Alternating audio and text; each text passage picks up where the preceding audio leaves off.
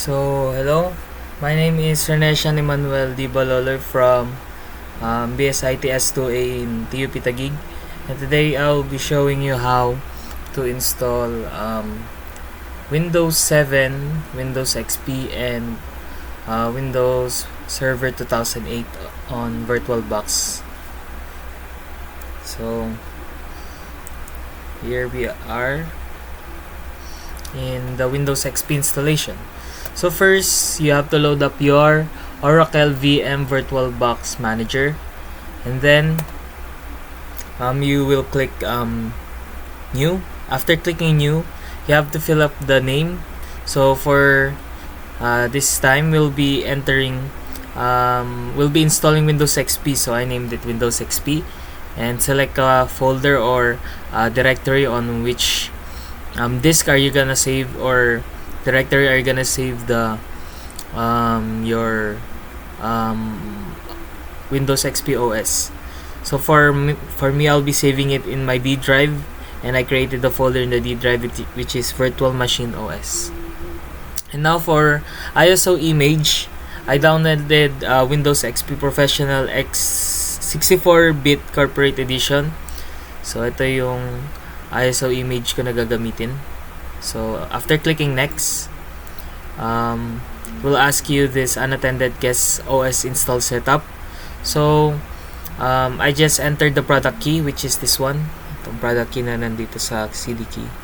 So after entering the CD key, usually hindi ka makakonnect agad. So you have to the host name should have no spaces. So yan ginawa ko, Windows XP dire-diretso lang. After clicking next, we are here in the hardware na ng virtual machine natin. So the amount of base memory, so I set it to 4096 MB, and the processors, I set it up to 2 cores or 2 CPUs.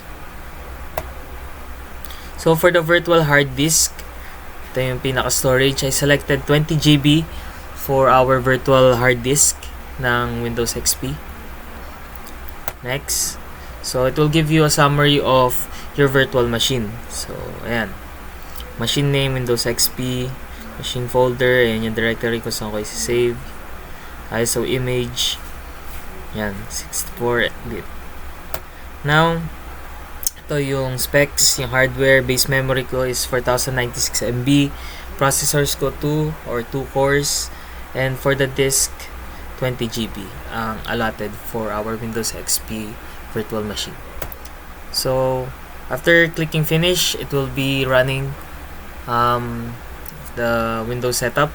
So ganyan, will load up Windows XP Professional Setup, format niya yung setup, and after few more loadings, yan, it will start VirtualBox 7.0 again, and it will eventually start up yung Windows XP na virtual OS mo. So it will be loading up this startup natin. So in-install yung mga kailangan, and after that, you have your Windows XP in virtual machine, as a virtual machine. So now for Windows 7 installation, so again, we'll be clicking New. Yan, click natin yung New. After clicking New, it will pop up this same Create Virtual Machine pop-up. So I'll be naming it Windows 7 since we'll be installing Windows 7 on this virtual machine. And folder, again, I selected my D drive and created a folder Virtual Machines OS. So for the ISO image, I downloaded this itong en_Windows 7_ Ultimate x64_ DVD. So that will be our ISO image. And then clicking next will take us to the unattended guest OS setup.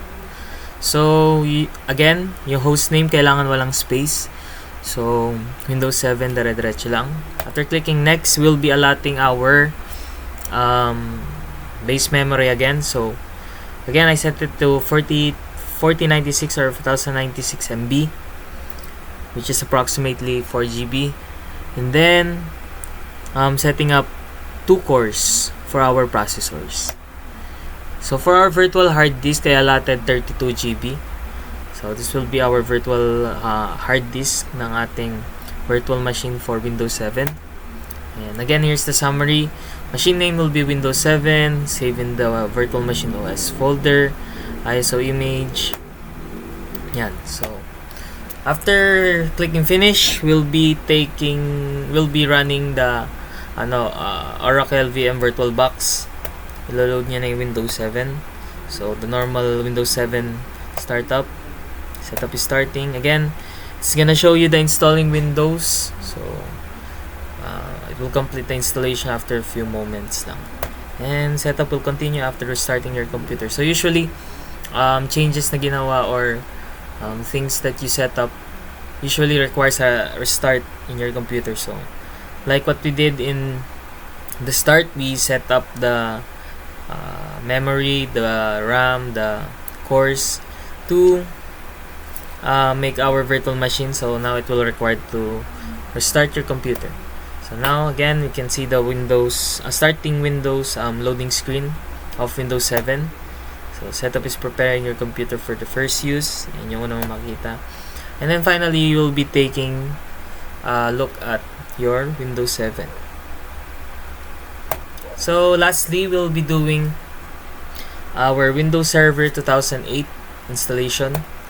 So again, load up your Oracle VM VirtualBox Manager and then click on New. After clicking New, it will show you a Create Virtual Machine pop-up, and we'll be naming it Server 2008 and saving it to my D drive Virtual Machine OS na folder.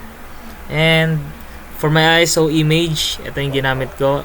Itong file name na my srv2008.r2sp1.enu.june2022.iso. So clicking next will take us to the unattended guest OS install setup. Again, yung host name kailangan walang space. So web server 2008. Again, I set up my hardware to for the base memory to be 4096 MB with 2 processors or 2 cores. And sa hard disk ng virtual machine natin, I used 50 GB. So clicking next will take you to the summary. So for the machine name, it will be Server 2008. It will be saved in my D drive in Virtual Machine OS. And for the hardware, the base memory will be 4096. Processors will be 2 cores, and this size will be 50 GB. So it will be, after clicking finish, it will take you to the installing Windows or the Windows setup. It will be installing your Windows Server 2008. And again, it will be taking you to a setup, is preparing your computer for first use, since this is the first time you'll be loading your virtual machine, or I mean your Windows Server 2008. So it will take you here. All you have to do is begin install. After beginning install, it will be preparing your desktop. After that, your Windows Server 2008 is ready for use. Thank you for watching.